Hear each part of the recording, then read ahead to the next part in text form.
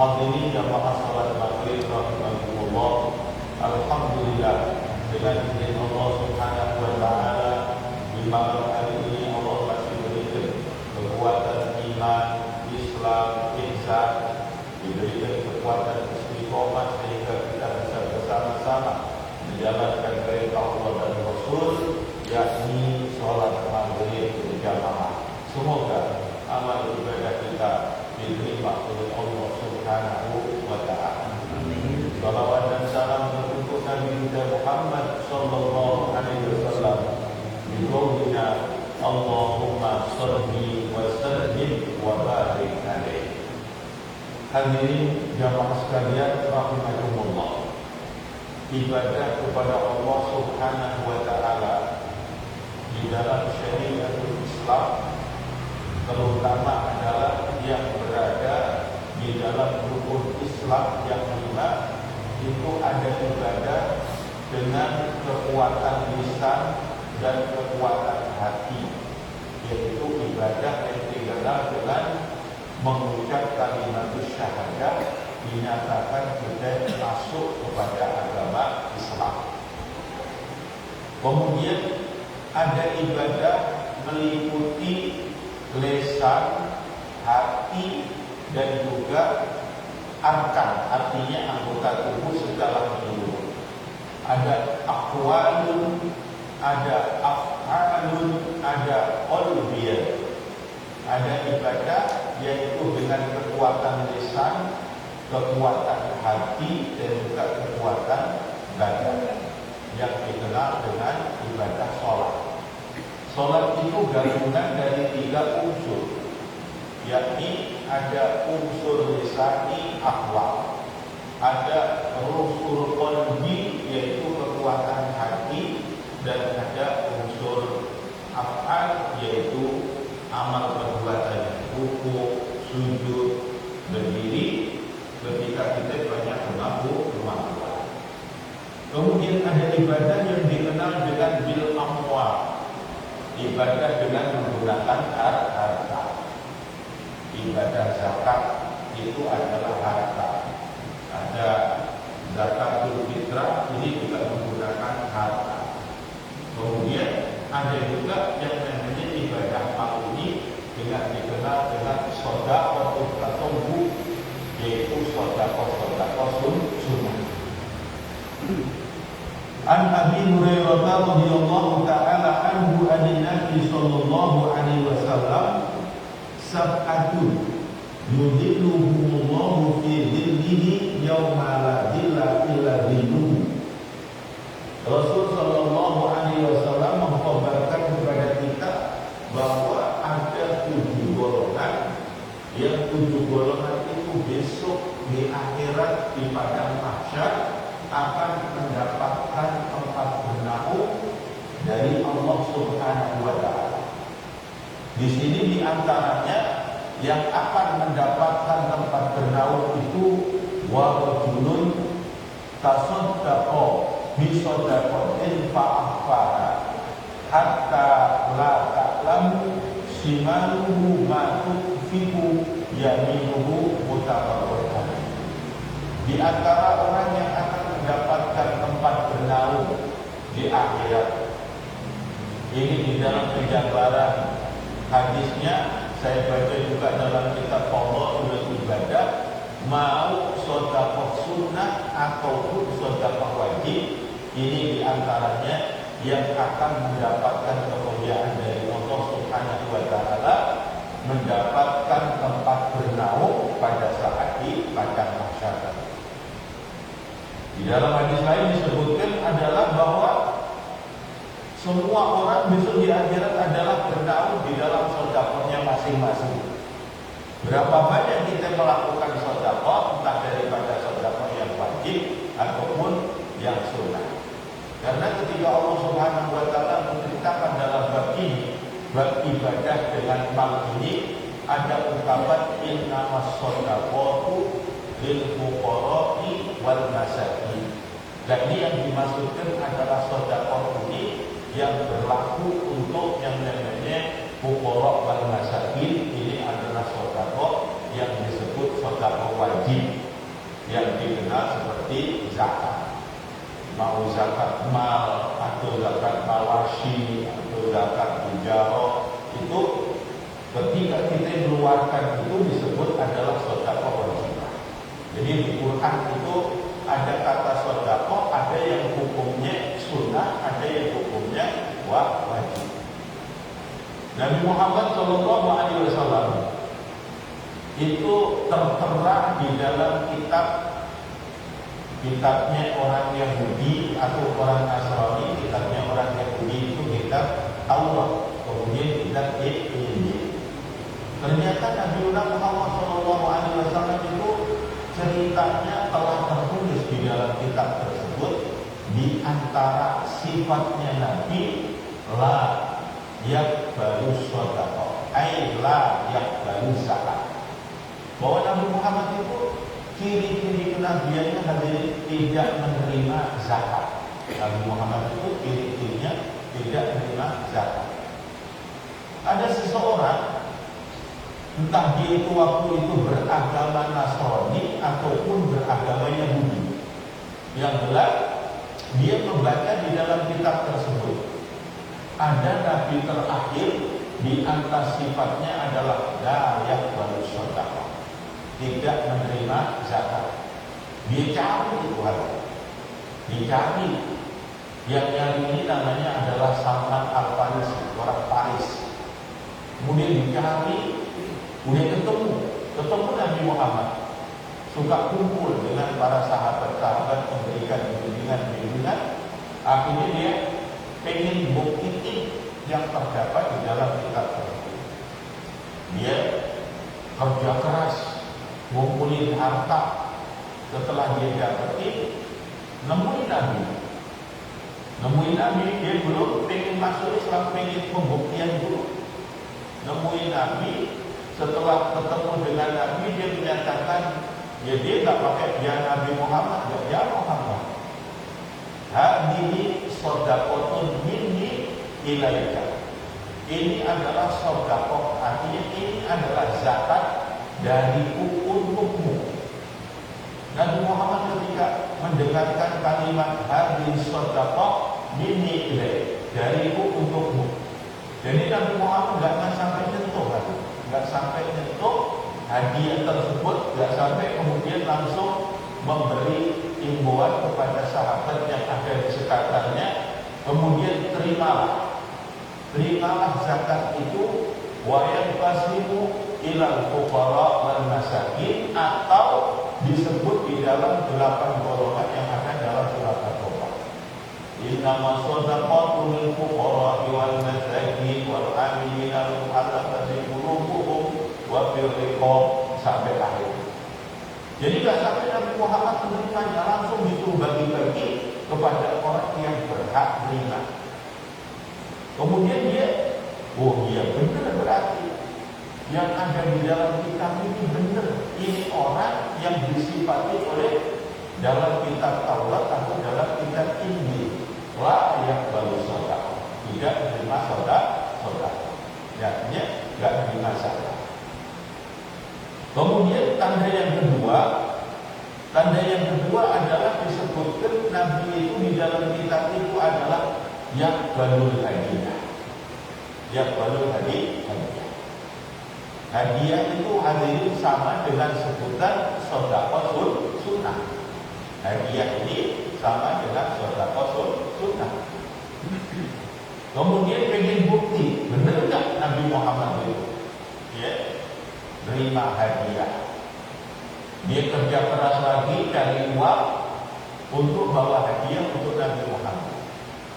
Dan hadiah saat itu dia udah melihat tampilannya Nabi itu seperti apa, gede tingginya Nabi, badannya Nabi itu seperti apa.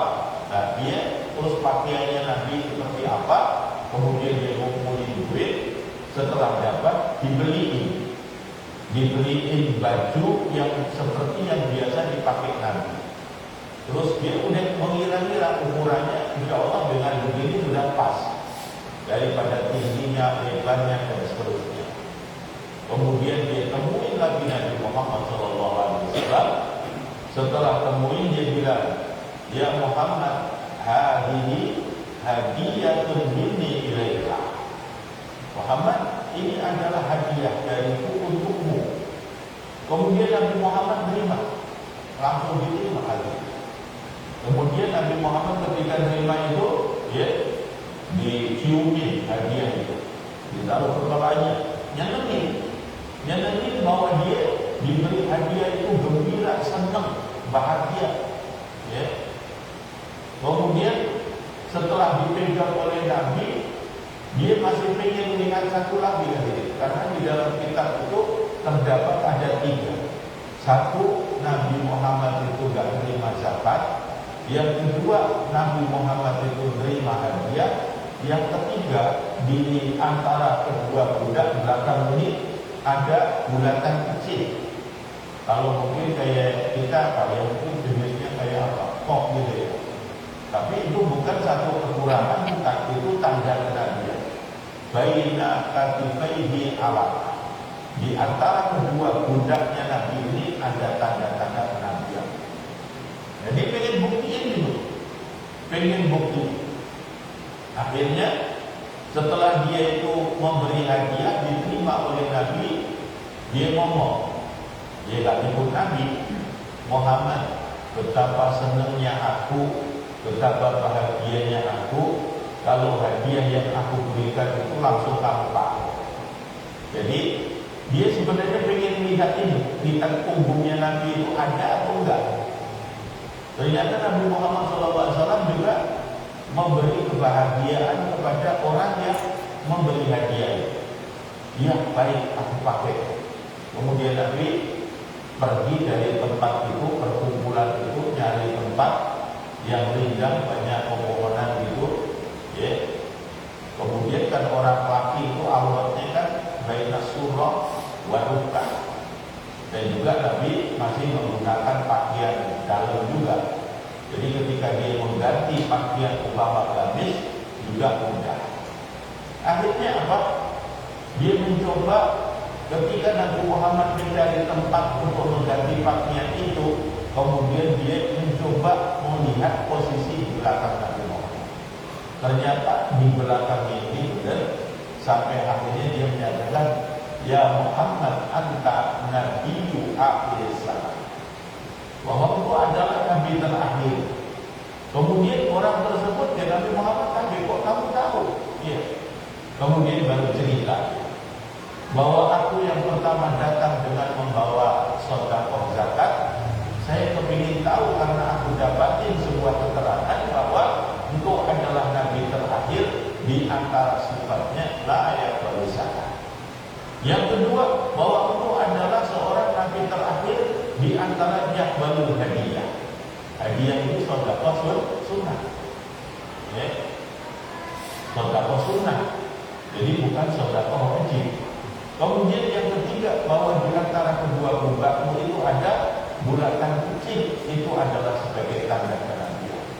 Maka setelah dia didapatkan tiga-tiganya itu berhasil, maka di hadapan para sahabat dia ikrar masuk ke agama Islam.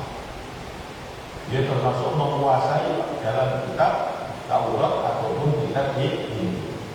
Ternyata hal itu Allah Subhanahu wa Ta'ala memberikan obat kepada kita sebagai umat Nabi Muhammad SAW tentang sifat-sifat Nabi dan juga sahabat-sahabatnya itu tertera di dalam kitab Taurat dan kitab Injil.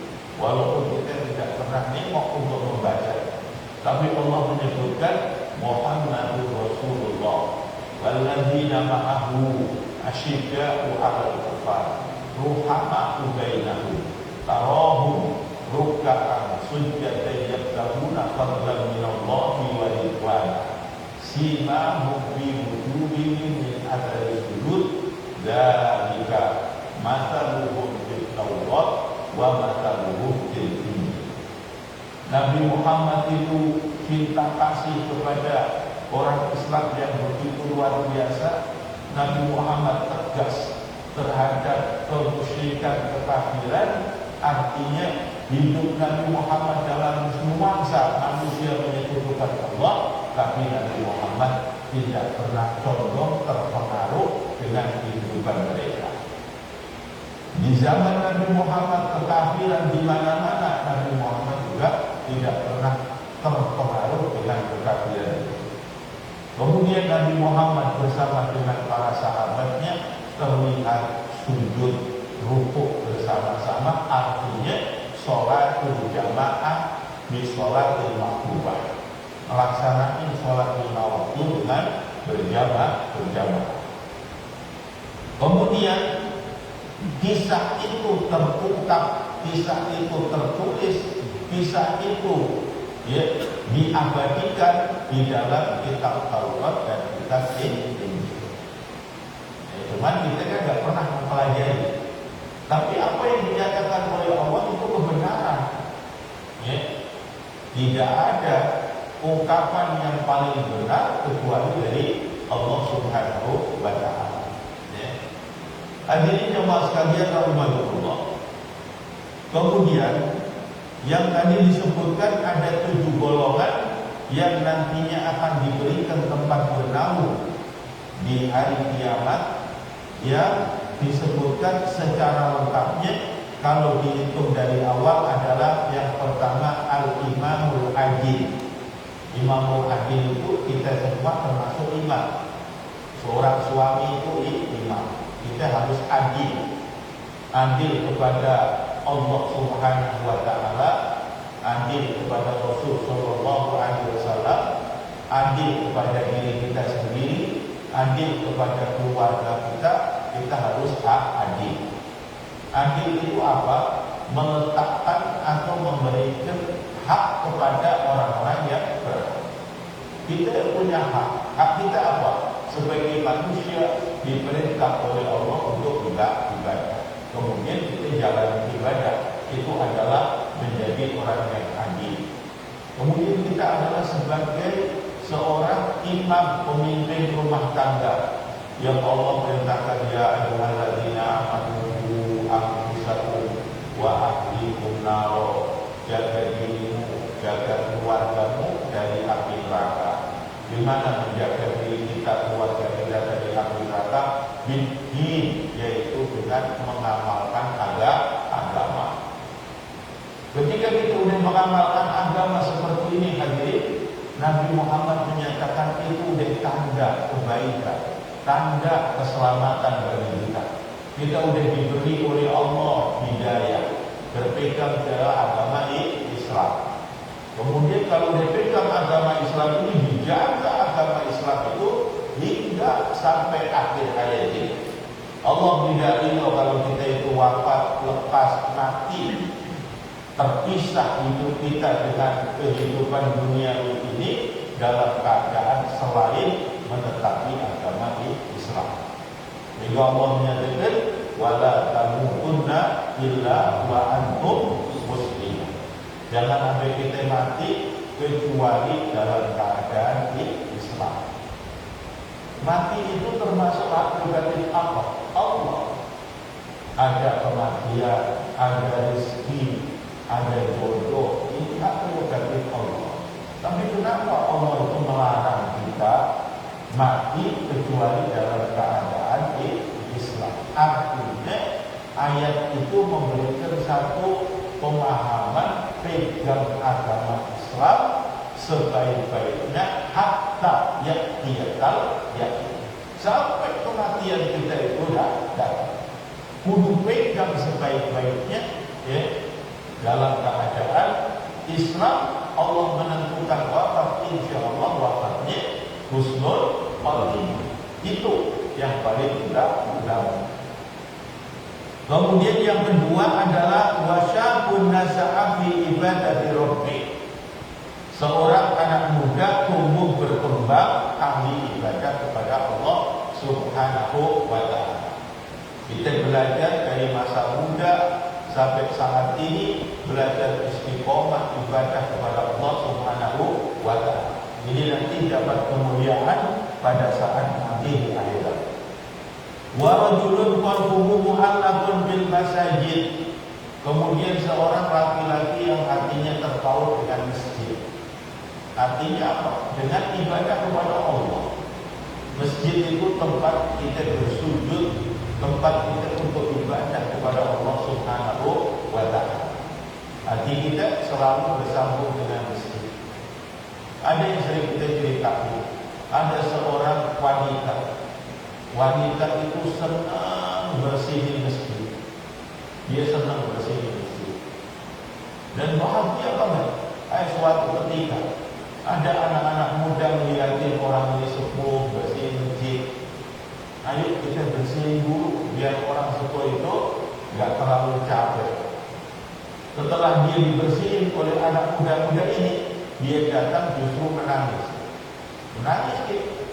Menangis, ya Allah, ngadunya begini, ya Allah, hari ini aku tidak punya kebaikan kepadamu, karena Baitullah-Mu udah dibersihin orang, dan juga tega banget orang itu mendahului saya. Ya kalau kita kan tambah seneng ya, kalau masjid dibersihin, ya. Kalau bisa besok begitu lagi ya. Kalau ini orang sedih karena dia nggak dapetin ya ibadah, tidak dapetin kebaikan kepada Allah Subhanahu wa Ta'ala. Akhirnya karena tahu anak-anak muda itu sedih ketika didahului, ya besok akhirnya diberikan kesempatan. Sampailah orang tersebut suatu ketika ya ternyata orang tersebut wafat. Di saat wafat itu ya, Nabi Muhammad tidak dikasih tahu, ya, sudah dianggap orang biasa-biasa saja, ya, orang sederhana, suka bersih masjid, ya nggak istimewa banget begitu. Akhirnya suatu ketika Nabi Muhammad SAW datang ke masjid itu, nyariin orang itu, orang yang biasa bersih dicari.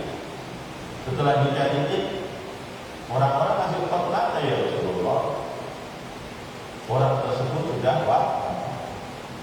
Kemudian Nabi Muhammad adalah takbiruni, kenapa kamu gak kasih obat kepada kami? Kemudian Rasulullah bilang, dulu di aina maqabir, tunjukkan kepada di mana wafatnya. Sampai ditunjukin. Setelah ditunjukin, Rasulullah doain kepada orang tersebut. Sampai Rasulullah, pasti kau menganggap orang ini biasa-biasa. Di hadapan manusia ini orang-orang biasa-biasa, dia Allahu Akbar. Dia orang besar, orang yang hatinya terkait dengan masjid, orang yang selalu ada kecintaan ibadah ke masjid. Ya. Itu istimewa banget orang tersebut di hadapan Allah Subhanahu wa Ta'ala. Yaitu termasuk yang disebut rajulun qalbuhu yata'allaqu bil masajid. Bahkan kalau kita sudah terpaut dengan masjid kayak gini, kita udah istiqomah, zuhur, asar, maghrib, isya, subuh, selama kita ada di rumah dalam kondisi sehat walafiat, nggak ada yang kita lakukan kecuali sholat berjamaah di masjid. Nah, suatu ketika umpamanya kita ini diuji oleh Allah sakit, mau berjalan ke masjid ini nggak bisa. Kemudian kita dengar suara azan, kita dengar suara iqamah, kita dengar pengajian, hati kita akan sambung terus ke dalam masjid itu. Nah inilah kita mendapatkan istimewa niatul mu'min khairun min a'malihi. Karena kita itu nggak bisa datang ke masjid, nggak bisa ikut ngaji karena apa? Ada udzur sakit, maka walaupun bapak sholat di rumah, kemudian di rumah gak bisa ngikutin haji, tetap mendapatkan pahala sholat berjamaah, mendapatkan pahala kita mengaji. Karena apa? Hati kita hakikatnya terus sambung kepada masjid. Hal itu diungkapkan Nabi zaman Nabi Muhammad SAW mengajak mereka untuk jihad, berperang. Kemudian ada beberapa orang itu benar-benar hadir, menyampaikan apa yang mengutus keluarganya, ada anaknya diutus, istrinya diutus, namanya Rasul. Sebenarnya bapak ini ingin ikut berjuang bersama dengan Rasulullah, tapi beliau sakit tidak bisa ikut. Di tengah perjalanan Nabi menyatakan, ya, li'anna fil Madinah katsirun minan nas yusyariquna fil hajj. Kata Nabi, sesungguhnya orang-orang yang masih tinggal di Madinah itu akan bersekutu, menyatu dengan kita di dalam pahala. Di mana pahala? Jadi orangnya di rumah tapi dapat pahala perjalanan jihad, dapat pahala perjuangan di jihad. Kenapa? Li'annahum, ya, li'annahum karena mereka bil aqdari, karena udzur tidak bisa ikut. Nah ini adalah hadirin, niatnya hati, keinginan hati itu sangat kuat, itu bisa mendapatkan nilai pahala. Lain dengan orang yang bohong-bohongan. Artinya apa? Dia mestinya bisa ikut perang tapi punya alasan nggak mau ikut perang. Dia bisa berjalan untuk melaksanakan sholat berjamaah menuju Masjid Nurul Iman tapi berpura-pura tidak bisa. Itu nanti tidak ada nilai pahala. Tapi orang yang benar, dulu dia istiqomah banget, setelah diuji sakit tidak bisa berangkat, itu pun akan selalu mendapatkan niat mukmin khairun min amal. Kemudian yang berikutnya adalah orang yang akan mendapatkan kemuliaan, mendapatkan tempat bernaung. Wa rajulani tahabba fillahi istama'a alaihi wa tafarraqa alaihi. Seseorang yang dia saling mencintai di antara hablum minan nas bainal mu'minin, saling mencintai adalah semata-mata karena Allah. Kita memuliakan orang tertentu, siapa? Orang mukmin, saudara-saudara kita, ya seiman seagama, yang Allah menyebutkan innamal mu'minuna ikhwatun fa aslihu baina akhawaykum, bahwa kita orang mukmin damai-damailah di antara orang mukmin, saling mencintai karena Allah. Persaudaraan yang diikat karena Allah Subhanahu wa taala. Kemudian yang berikutnya adalah warajulun dhalaqatu imra'atun dzata mansibin wa jamalin faqala inni akhafullah. Ada seorang laki-laki kayak kita ini normal, sehat walafiat, tiba-tiba dibujuk rayu oleh wanita yang tidak baik, diajak melakukan perbuatan-perbuatan dosa seperti zina, kemudian orang itu menolak, la inni akhafullah. Tidak, aku tidak mau melakukan itu karena aku takut kepada Allah. Kemudian yang ketujuh yaitu tadi seseorang yang bersedekah, seolah-olah tangan kanannya itu memberi dan tangan kirinya tidak mengetahui. Secara logika kan nggak mungkin, Pak. Tangan kita bergerak, kita ikut merasakan. Itu isyarat di mana kita ibadah sedekah dengan ketulusannya, dengan keikhlasannya. Dan sedekah yang seperti ini hadirin boleh kita lakukan dengan sirrin. Sirrin artinya apa? Disembunyikan dengan tidak menyebut nama.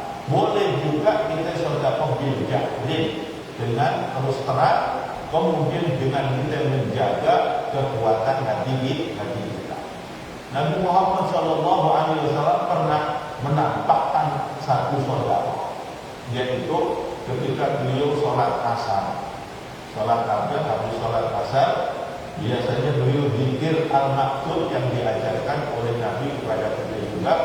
Tapi hari itu enggak, tapi salat, kemudian beliau berdiri.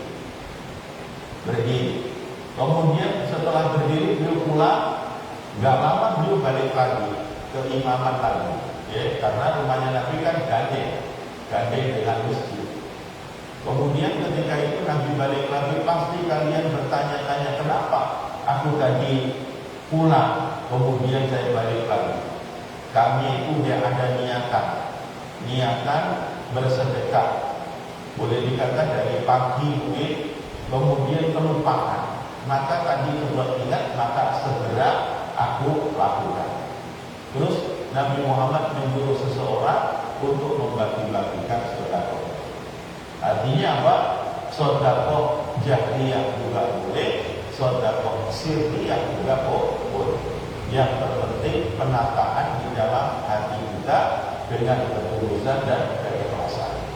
Allah Subhanahu wa taala memberikan peringatannya dalam Quran, la tubtilu shadaqatikum bil manni wal adha. Jangan sampai kita itu membatalkan nilai pahala puasa bil manni, dengan menyakiti orang yang menerima wal adha, dan mungkin dengan sedekah. Itu yang diajarkan oleh Nabi kita Muhammad sallallahu alaihi wasallam. Di dalam hadis qudsi disebutkan innallaha la yuqbalu minal amali illa ma kana lahu qursa. Sesungguhnya Allah tidak menerima amal kebajikan kita, termasuk yang namanya sedekah itu, kecuali dengan ketulusan dan keikhlasan. Keikhlasan itu apa? Senangnya hati, bahagianya hati ketika kita setelah melakukan amal tersebut. Itu tanda keikhlasan. Kita sholat, habis sholat senang, bahagia. Kita ngaji Quran, habis ngaji Quran senang, bahagia. Kita sedekah, habis sedekah senang, bahagia. Itu adalah gambaran daripada keikhlasan yang harus dibangun di dalam seluruh aktivitas ibadah kita kepada Allah Subhanahu wa Ta'ala. Kemudian orang kadang-kadang nilai kita itu riya, gitu kan. Dan apakah orang tersebut mengetahui tentang hati sanubari kita? Kita nanti akan tahu itu kalau ada ungkapan, ada tampilan-tampilan yang diceritakan oleh orang tersebut, itu baru kita mengetahui ini riya ataupun ikhlas. Hadirin jemaah sekalian rahimakumullah, kita membahas tentang bagaimana yang diajarkan oleh Nabi amal ibadah bil mal, yaitu amal ibadah dengan harta kita sesuai dengan kapasitas kemampuan kita. Seberapa banyak yang kita akan berikan, semuanya harus kita dasari dengan ketulusan, keikhlasan karena Allah Subhanahu wa Ta'ala. Masih ada waktu, hadirin, mungkin ada yang perlu disampaikan. Monggo. Ya. Terkait dengan membaca beberapa materi itu surat Al-Munafiqun ayat terakhir. Nah. Ayat dia. Dikatakan di situ, seandainya dia meninggal dan dia ingin kembali untuk bersedekah. Nah. Jadi ibaratnya pada katakan, kok sedekah mengalahkan kepada yang lain. Bismillahirrahmanirrahim. Di antara posisi amal-amal itu, ya, makanya pernah kan terjadi apa namanya itu, boleh dikatakan kecemburuannya orang kan nggak punya, ya. Jadi apa? Dia ngadu kepada Rasulullah, ya Rasulullah, ini amal pokoknya diambil semua sama orang-orang kaya, ya. Apa kenapa kok kamu bilang begitu? Iya, kalau aku sholat, mereka juga orang kaya sholat. Kalau aku puasa, orang kaya juga puasa. Kemudian kalau boleh dikata, apalagi yang dilakukan oleh kita? Artinya ibadah bidah afaliyah. Kemudian yang terakhir dia berkata, wahai Rasulullah, ketika mereka bersedekah aku nggak bisa. Ya. Kemudian Nabi memberikan jawaban. Jawaban diantaranya adalah yang diberikan oleh Nabi bagi kita yang tidak punya kekuatan dengan materi. Nabi menyatakan likulli sulami sodaqah, dengan watasbihun sodaqah, watahlimun sodaqah, semua jadi itu amalan sedekah. Artinya apa? Ketika orang-orang yang diberikan oleh Allah kekuasaan, diberikan oleh Allah rezeki yang berlimpah, ya, itu bisa menjadi istimewa banget gitu kan keberadaannya. Kemudian orang-orang seperti kita yang tidak bisa bersedekah itu bisa diberikan ganti oleh Nabi, yaitu dengan amalan-amalan semampu-mampu kita, itu juga bisa menanggung sedekah. Sampai Nabi juga menyatakan wasof atar buha, ya, sof atar buha itu 2 rakaat duha itu juga bisa dijadikan sedekah bagi kita yang memang tidak mempunyai kekuatan materi.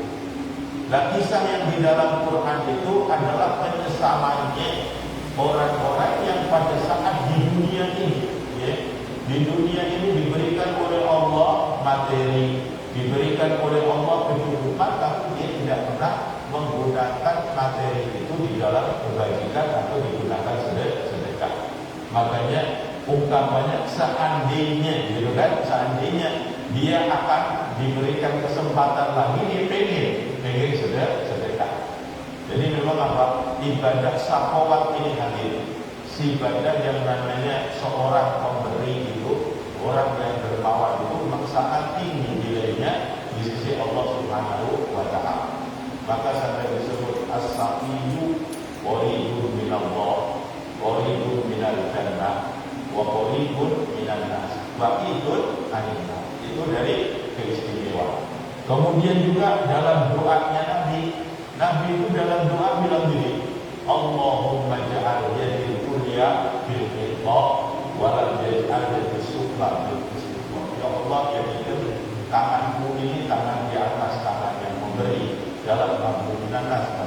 Kemudian jangan kau jadikan tanganku ini tangan yang di bawah tangan yang memberi. Itu daripada nilai-nilai ibadah sedekah dan sifat kedermawanan itu sangatlah tinggi di sisi Allah Subhanahu wa taala. Ada lagi Bapak?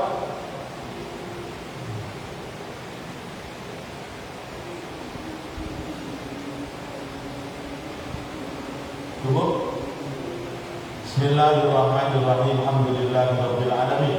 Hamdan yuwaffi ni'amahu wa yukafi mazidah. Ya Rabbana lakal hamdu kama yanbaghi li jalali wajhika wa 'azimi sultanik. Allahumma shalli 'ala sayyidina Muhammadin wa 'ala ali sayyidina Muhammad. Salatan tamla'u khazaina maghfura.